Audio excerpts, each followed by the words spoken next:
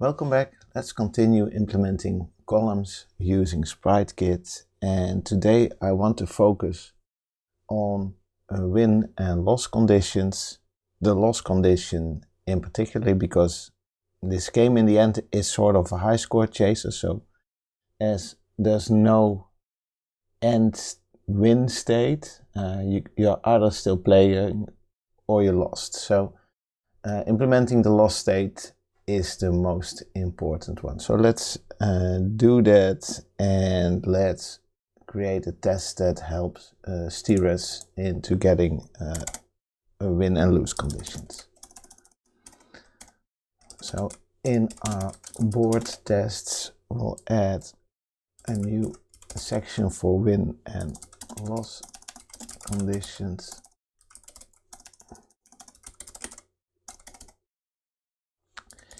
And the first test will be that when you reach the top of the screen, you lose. So we have a board, and in this board we're going to add some gems. So we'll fill the board up to its row count with gems.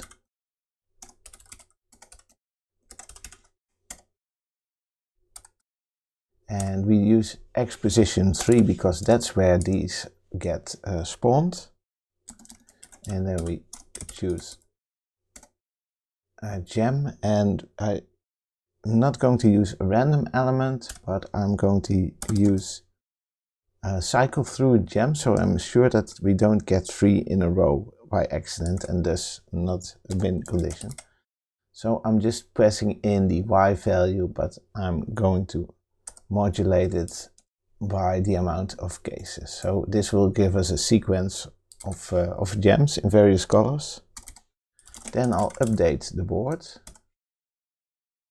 and this is Apple Intelligence providing a possible completion. I'm going to do this slightly different.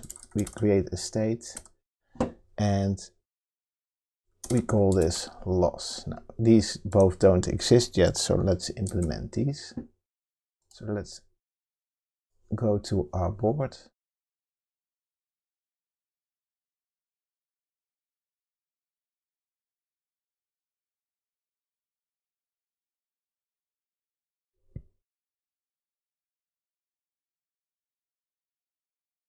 And let's make sure that we get ourselves a state. So I'll create a new enum called board state. And the one case I'll add for now is the loss state. And then I will set the state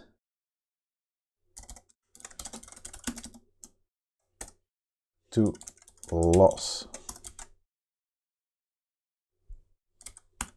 And let's see what this does for a test.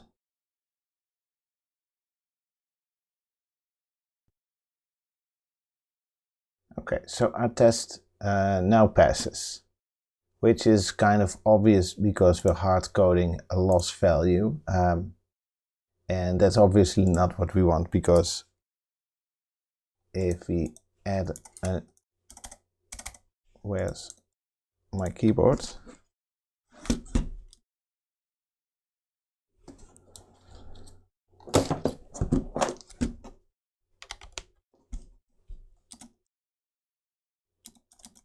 Okay, keyboard is back. So when I create when a game has just started, it is in state in progress.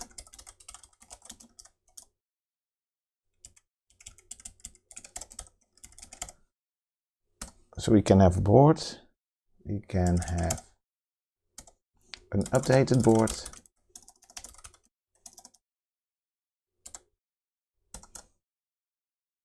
and we can use the code completion as provided by Apple Intelligence this way, because it sort of starts to understand our intent. So we want to check that it's now in progress. So we should add an in progress state as well. Now this will compile. Now we should be able to run the test.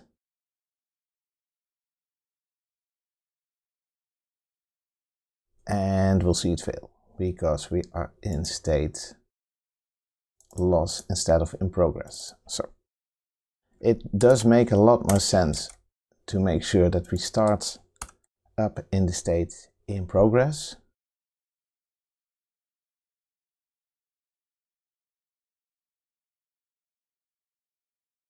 However, this now fails the other test, and this means that we need to start adding some actual logic to determining a state instead of just setting it once.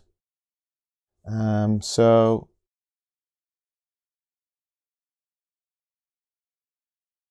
where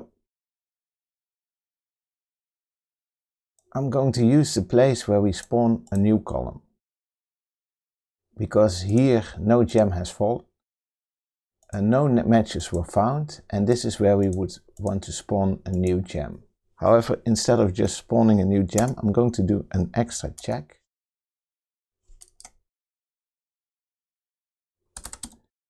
If our spawn position is occupied, so we have our spawn position for let's see, we have the place where we spawn new gems. That's this place. So if this place is already occupied, there's no more room to spawn a new gem. So I'm going to check if this one is not nil, and if it is, if it's not nil, then I'll set state to loss. Otherwise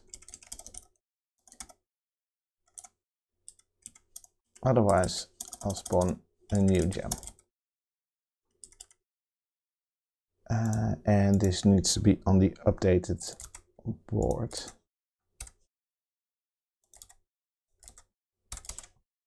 And let's see if this at least makes our tests run. So our test still fails. And that's because of a different problem. These ones are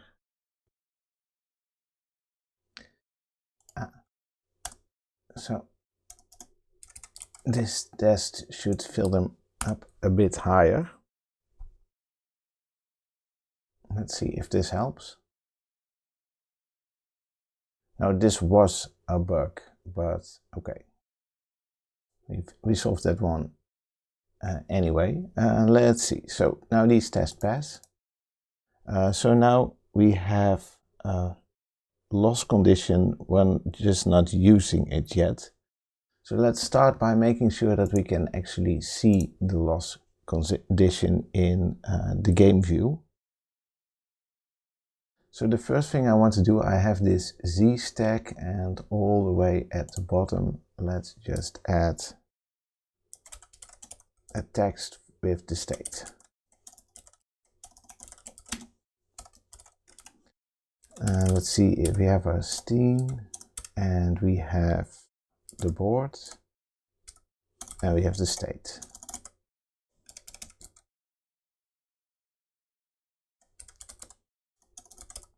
Let's make it a bit large enough. We have to check if this is visible enough, but we at least should now be able to see the board state.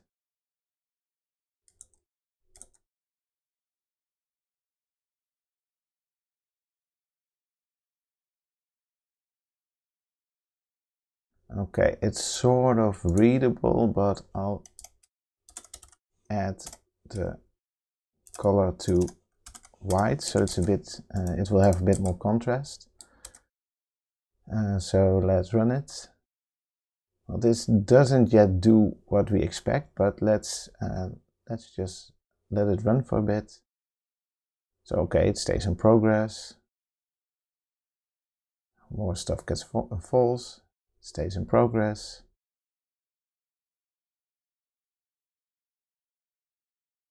And stays in progress. And does this mean that our loss detection isn't working?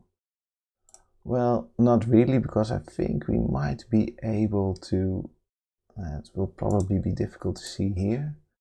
What we could do is, if we are unsure that this loss detection is actually working, let's print out loss. So again, we wait a bit.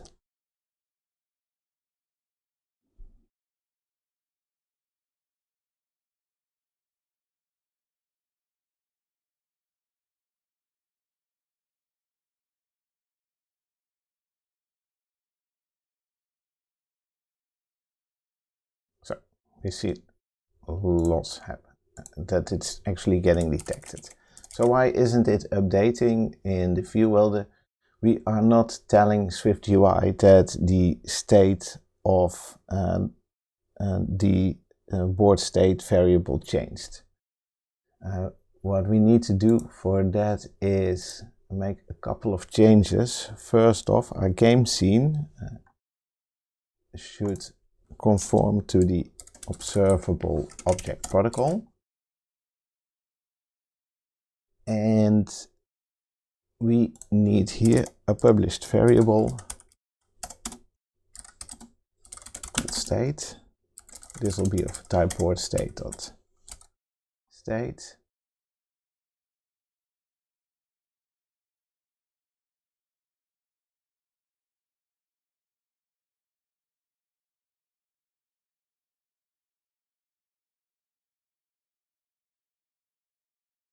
And in our update function where we draw our board, we also set state to board.state. So we now have a published variable that sends out a message each time it gets updated to a new value, and that we can use that to trigger the content view changing. We need to get the value from the state from the board itself, and we need to make sure that this scene is now a state object, and I think everything else can more or less remain the same. This should now work correctly.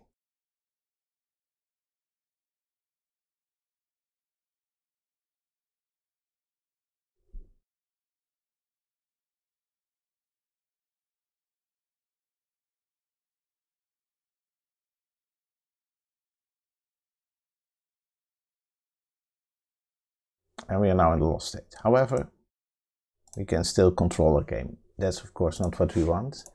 Also, I want to make sure that once you reach the loss state, you can actually restart the game. So we're going to do this. We can get rid of this placeholder and do this a bit nicer. Let's say if our scene.state is a loss, then we create a vstack with a text, you lost, and a button. We'll try again, and this should call a reset function on our scene. We'll implement it in a bit. And let's add some styling. So again, I want to have nice and large letters.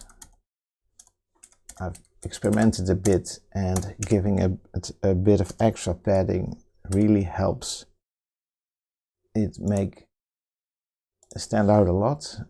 We can use the secondary color and the clip shape of a capsule. Okay, let's implement the reset function, and the reset function fortunately is very, very simple.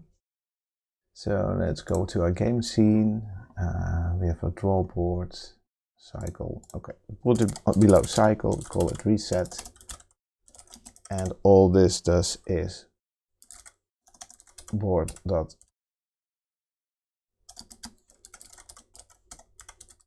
and then we can draw the board. Let's see what this does.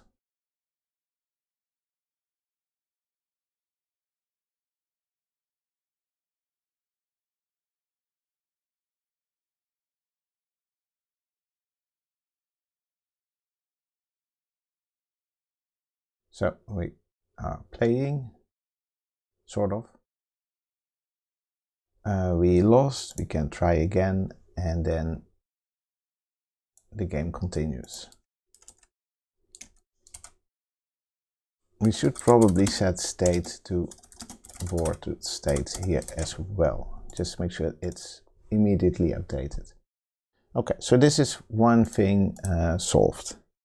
There is a bigger problem though, that while we are in the lost state, what I can do is let's change the update interval so it goes a bit faster. So for test purposes, we're not waiting as long for the screen to fill up. So they are falling. We lost, and we can still control these things. That's of course not what we want. So we need another test, or the final test for this episode. When the game is lost, you cannot control gems. So we need again a board. You can use this lost board. So we'll say we have a lost board, that's our board.update. Let's check that it's indeed in the lost state. Then let's create a left board.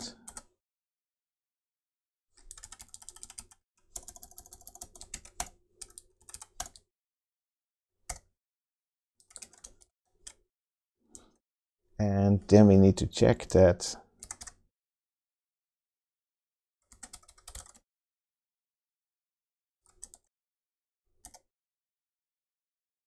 at the position left of the spawn position, that's 213, is nil. So there shouldn't be anything there because you can't move there. And at the origin spawn position should not be nil. And we do something similar for the right board.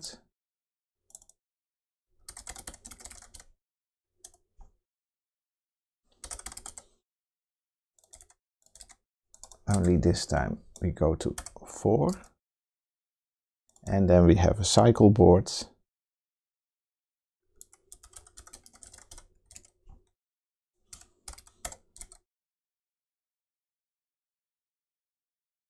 And we just check that the sequence didn't change. So in our cycled board at vector 313 should be the same as the lost board at position 313. So let's run this test.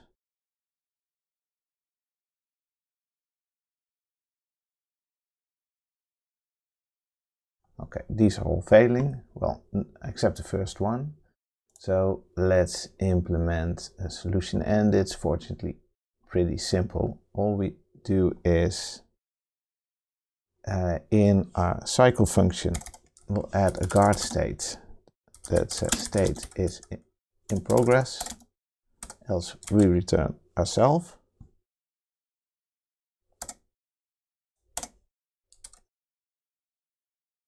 And let's see, I have a move function somewhere, right?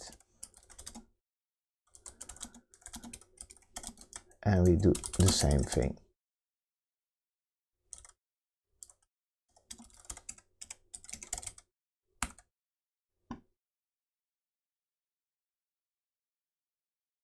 And now the test passes. So if you now build and run, and we lose the game,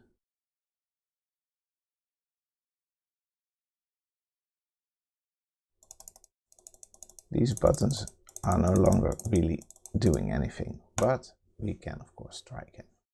And now we can play the game just like we used to.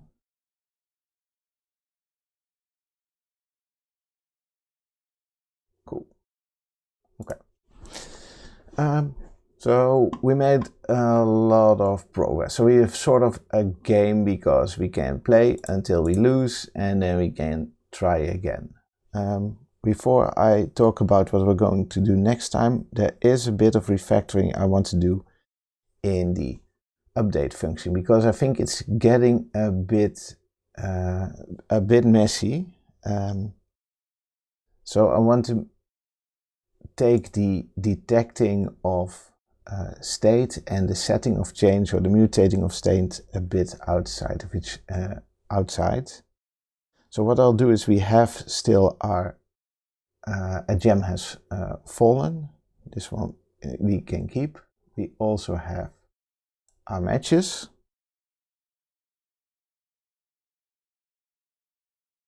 And then I want to check that we'll create a variable called matches found. And this will be our updated board.matches.count is more than 0. Then I also want to check if the board is stable. And this one is equal to a gem has fallen is false. So no gem has fallen. And no matches were found.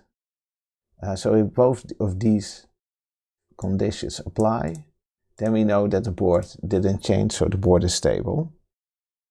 And I want to do the check if the spawn position is occupied.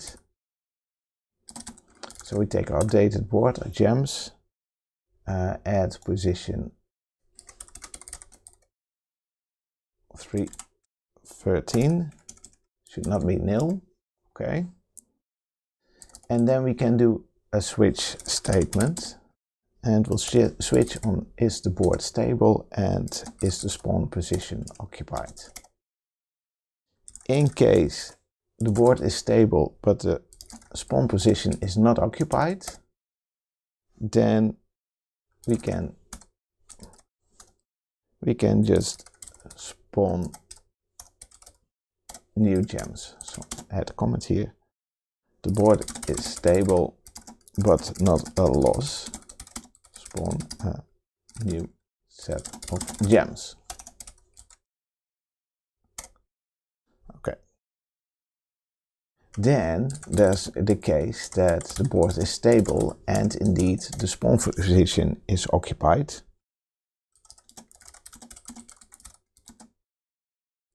And no space for new gems. So this is a loss.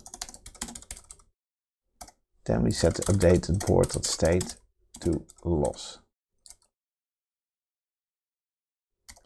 Then it's also possible that we have not a stable board, and in this case we don't really care about whether the spawn position is occupied. In this case our board is not yet stable, just move stuff down. So we do our updated board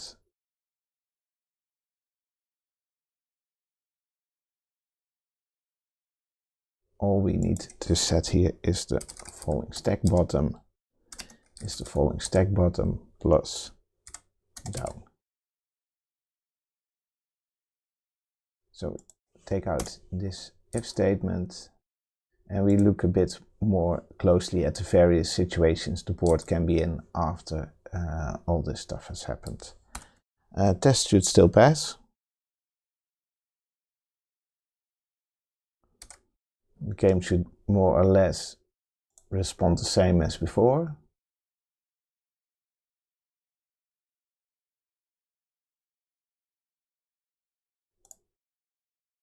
Let's see if we can make a match anytime soon. Okay, so this works. Let's see if we can lose the game.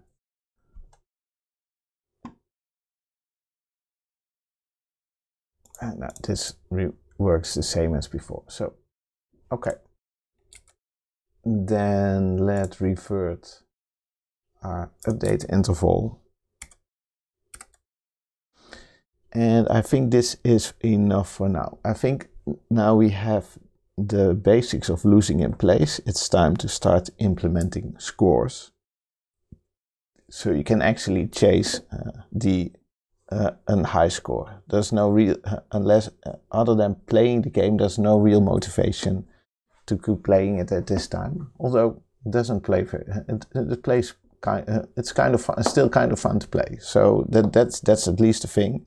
But it's cool to see the fruits of all the hard work of making matches lead to scores. And of course, I want to add combos in such a way that if you make more matches or matches lead to new matches, you get higher and higher scores. But that's a thing we will do next time. For now, I wish you a good day and have a good day. For now, have a good day. Thanks for watching.